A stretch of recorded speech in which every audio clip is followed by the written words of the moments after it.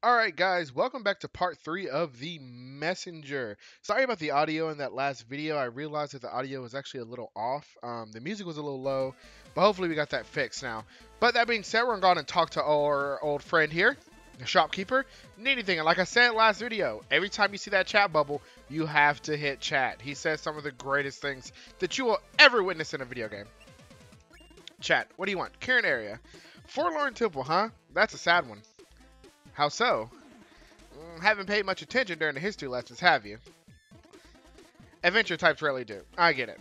So, the short of it is that the four-headed monster who would have killed you earlier if that cooler than you hero hadn't intervened, that's the Demon King. He brought his armies to the human realm many centuries ago and destroyed their stronghold, forcing them to retreat into hiding.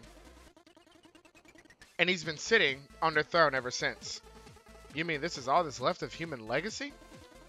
For what it's worth, I'm sorry. No way. I will go and take down that Demon King right now. You wouldn't be the first to try. Well, I can't just stand by while some evil monster gloats over my people's misery. You are still too weak to consider taking on even a second in command. I'm going. I bet you can't even make it to the entrance without falling into the pit. Watch me. Oh, I will. Any stories to share? You know, his stories are great. Of course, here's one for you. There was once a princess looking for a suitable husband. She sent an invitation to all the neighboring princes, stating that the main trait she was looking for was sensitivity. Contenders came and went, attempting to pass her test. You would be my guest tonight, the princess would explain. All I need you to do is sleep on that pile of mattresses. The next morning, she would ask them how their night was. I had the best sleep of my life, each would reply, confident they had proved they didn't fear the dark or that they could be easy guests. They were all promptly dismissed. One day, an especially sensitive prince reported he couldn't sleep at all. I don't know what was up with that pile of mattresses, he went on. It looked comfortable enough, but when I laid on it, it was like I had a fork stuck in my kidney. They got buried the next day.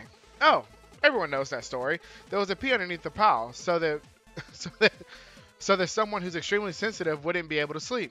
Yes, but have you ever heard of what happened after? For the first few weeks, everything was amazing. The prince would always complain. Just the guy she asked for. When the soup wasn't too hot, it's the cutlery that was too cold.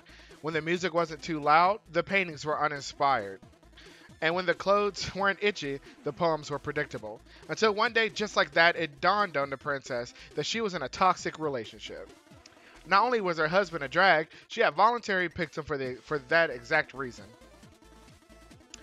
It dawned on her just like that how this whole love story was nothing more than two people whose dysfunctions matched like puzzle pieces. Incredibly humbled by regal standards, she realized that she was the only constant in all her problems, delved into personal growth, then got a divorce. She lived happily ever after. The end. What do you want to chat about? Well, alright.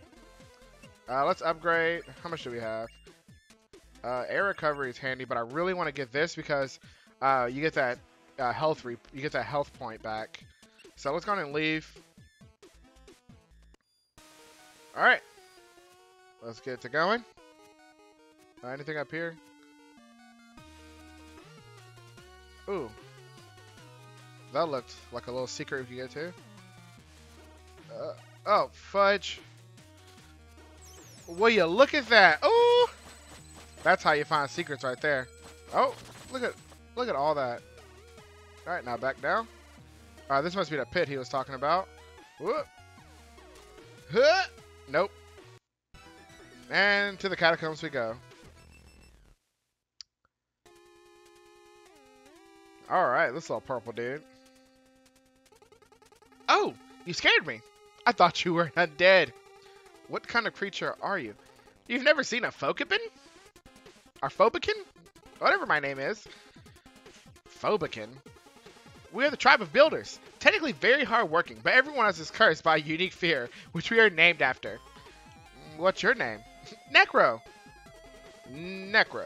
So you fear the dead and somehow ended up in the catacombs. Ironic, isn't it? I fell while trying to repair the temple ruins above, and was instantly paralyzed by all this morbidity. Anyways, thanks for snapping me out of it. I really should get back to work. Oh, that's fantastic. Alright, we go through here. Oh, get him. or her. I don't judge. It's 2019, baby. Let's go right here. Right here. Duck. Duck. Why am I ducking? I can easily avoid those now. Jump up here. Kill Mr. Purple here. Ooh. Oh. Wait.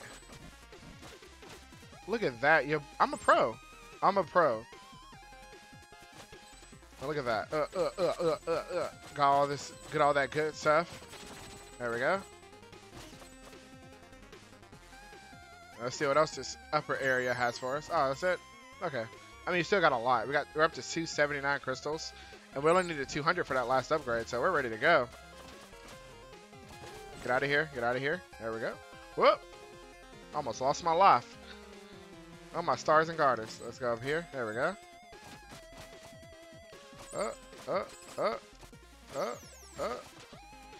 See, now do you see how, like, the cloud step is one of the coolest mechanics out there? Alright. Oh, look, it's Mr. Badass. Alright, all these little monsters. No problem. Nothing for Sir, the ninja.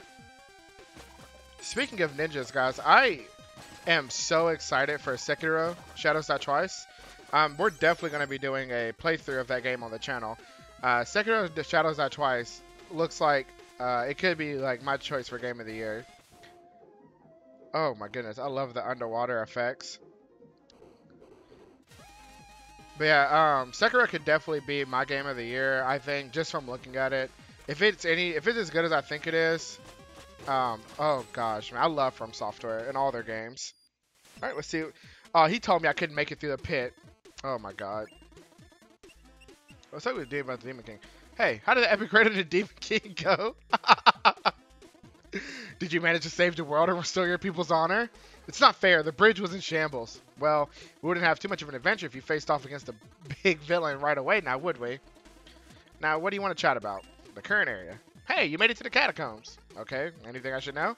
Not really. It's pretty standard stuff. Skeletons and bats. Oh, evil wizards too? You bet. A necromancer even took over. Spooky. Cliched. I suggest you get this area out of the way. There are more original ones lined up. I love the breaking of the fourth wall. What do you want to chat about? What do you do here? What do you do here? I study magic. Can you teach me? Not really. Why not? Because you're not ready. Ready for what? For magic. Come on, you just asked.